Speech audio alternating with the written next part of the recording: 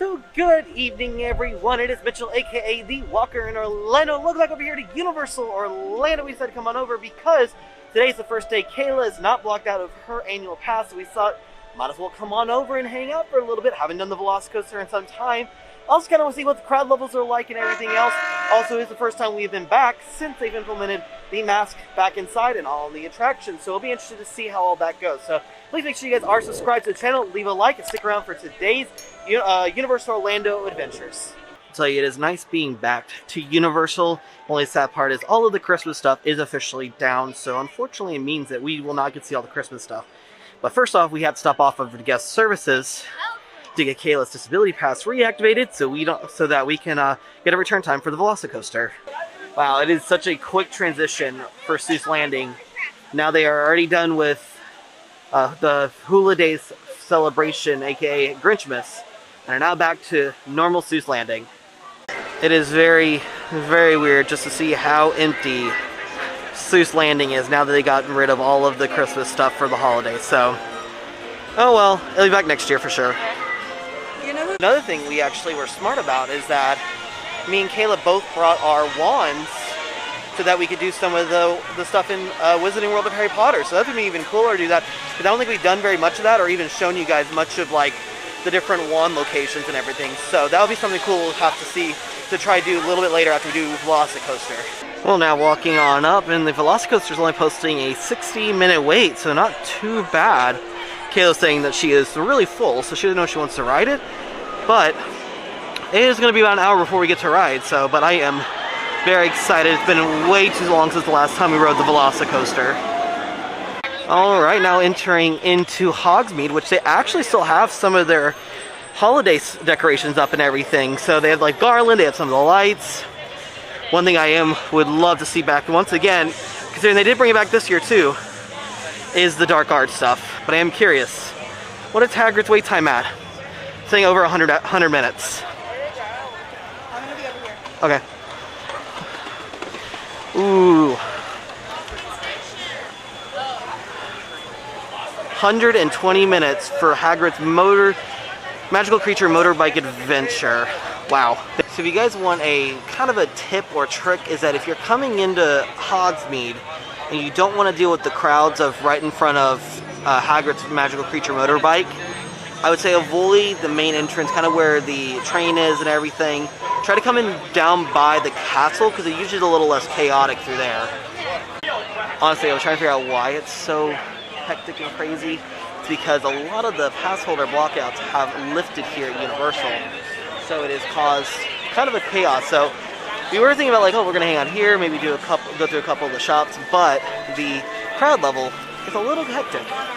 This gift shop that's right next to Hagrid's is one of my favorite because it's got all the parcels. But look, it's got owls. I love the owls, and they actually move their heads. So, ooh, that one flapped its wings. So we are currently behind Mythos. It used to be one of my main backstage areas or backspace areas to come and look at when they were working on the Velocicoaster.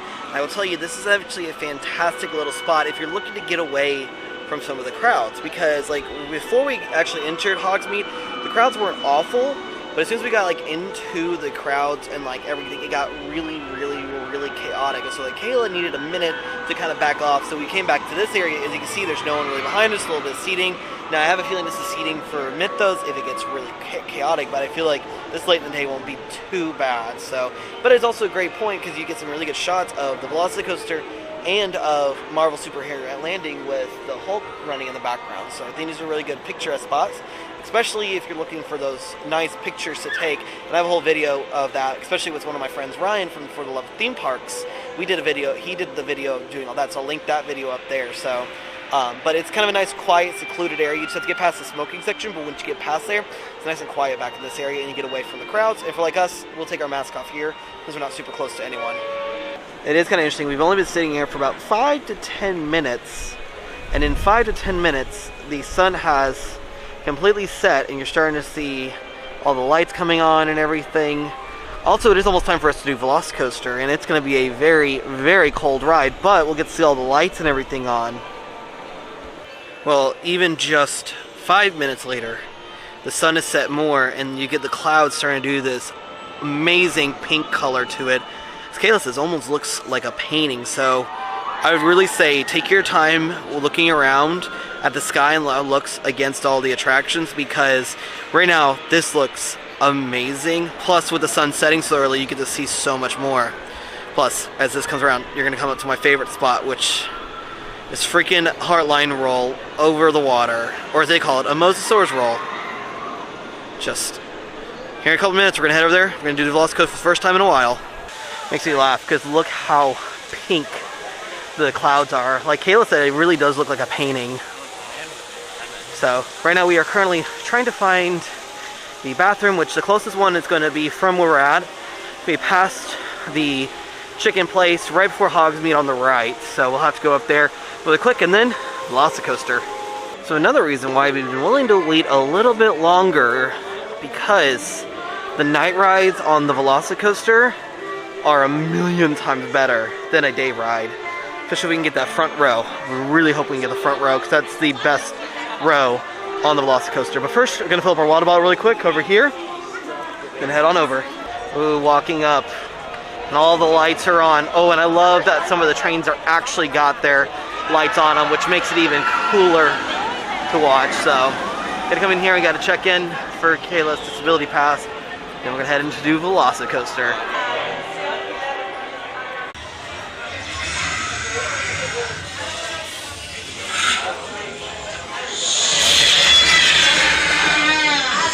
Alright, you guys gotta go.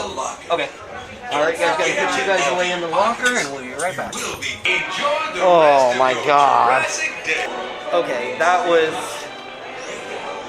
Forgot how intense that ride is. Like, dark. So intense that my whole hair is... All my hair is tangled. Yeah, Kayla always keeps her hair down, and that ride was so crazy. Caused her entire hair to get tangled, it's all wild. But front row, at night, on the Velocicoaster, best time, best spot, best ride.